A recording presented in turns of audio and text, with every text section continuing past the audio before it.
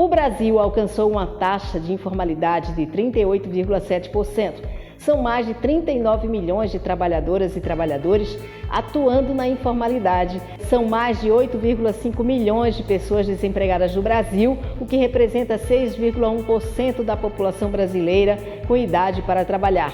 Pessoas que procuram emprego, mas não encontram. O governo mudou as regras de aposentadoria para dificultar o acesso ao benefício, aumentando o tempo de contribuição e a idade mínima.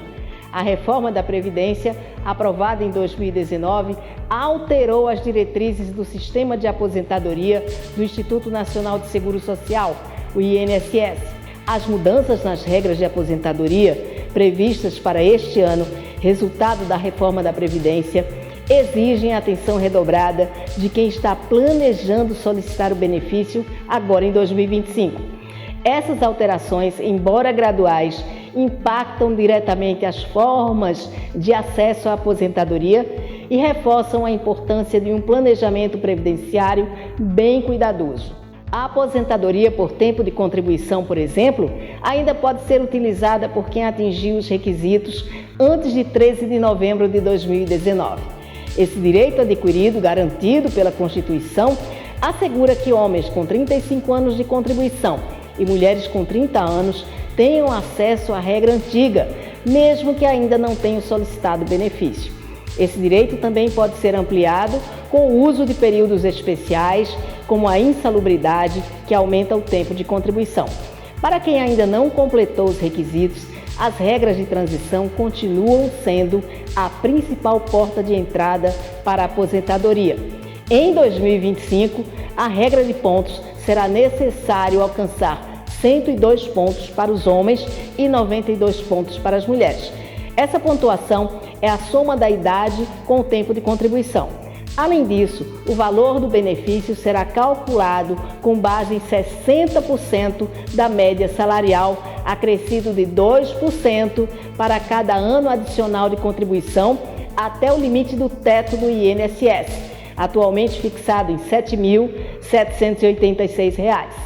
Outra mudança é o ajuste na regra de transição por idade mínima. Em 2025, as mulheres precisarão ter 59 anos de idade e 30 anos de contribuição, enquanto os homens deverão ter 64 anos de idade e 35 anos de contribuição. Essas mudanças progressivas, embora pareçam pequenas, exigem atenção, porque podem impactar significativamente os planos de quem está próximo de completar os requisitos. A ideia das regras de transição é aplicar gradativamente as regras definitivas para a aposentadoria. Homens que se filiaram ao sistema após a reforma devem atingir 65 anos de idade e um mínimo de 20 anos de contribuição, enquanto mulheres precisam de 62 anos de idade e pelo menos 15 anos de contribuição, nos termos da Emenda Constitucional 103 de 2019. Essas regras fixas trazem segurança jurídica, mas também reforçam a importância de um planejamento previdenciário estruturado para evitar surpresas indesejadas. Calcular o tempo de contribuição, incluir períodos especiais e avaliar qual regra de transição é mais vantajosa são passos fundamentais para garantir o melhor benefício possível.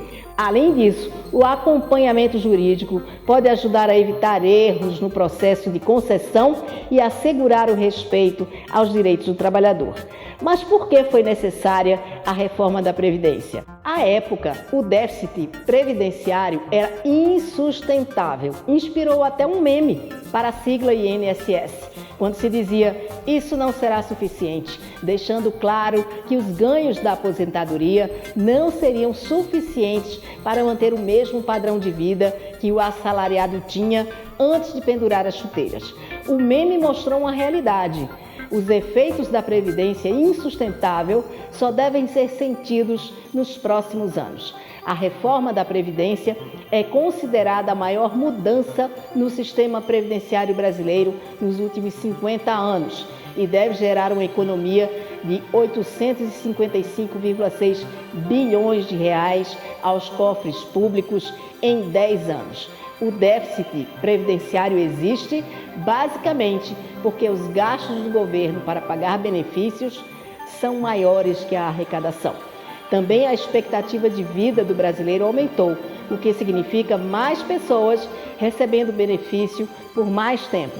E se a arrecadação diminui, o déficit aumenta. Pensão por morte. A reforma também alterou as regras da pensão por morte.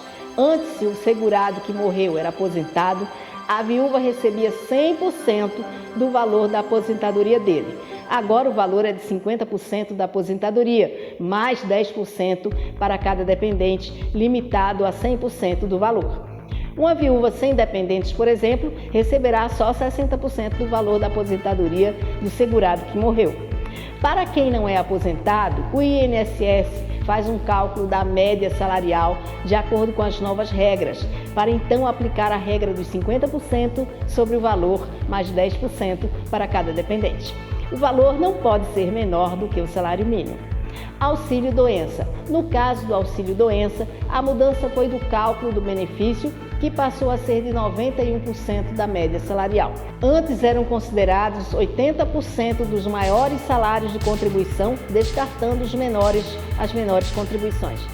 As principais mudanças foram aumento do tempo de contribuição, que era de 35 anos para homens e 30 anos para mulheres, ao final da transição será de 40 anos para ambos os sexos. Implantação de uma idade mínima para aposentadoria, aumento da pontuação exigida para se aposentar, que soma o tempo de contribuição com a idade. A reforma da Previdência prevê um período de transição até 2033, quando todas as suas regras entrarão em vigor. Por causa das regras de transição, muita gente aumentou a fila de quem busca aposentadoria a partir de 2020, com receio de uma nova reforma e a perda de benefícios. E por causa disso, quem tem direito adquirido está pedindo aposentadoria sem estudar a melhor opção ou tentando contribuir mais. Sugestão: procure assessoria jurídica para ajudar a pensar na aposentadoria. A gente se despede por aqui e até a próxima.